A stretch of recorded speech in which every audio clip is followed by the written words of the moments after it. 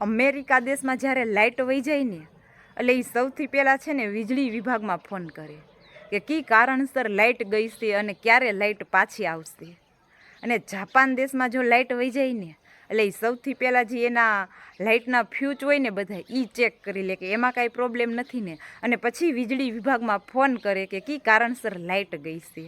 અને જો આપણા ભારત દેશમાં લાઇટ વહી જાય ને એટલે સૌથી પહેલાં તો એ ઘરની બહાર નીકળશે અને આડોશી પાડોશીના બધાને ઘરે જાહે, 3-4 જણાના ઘરે તો જાહે અને પૂછશે કે તમારેય લાઇટ વહી ગઈ છે.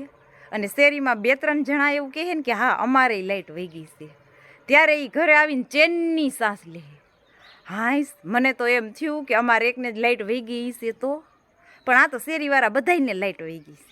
જઈ આવે તો હવે આપણે હું બધાયને લાઇટ વહી ગઈ છે, બધાયનું થાય એ આપણું થાય, એમાં શું હોય.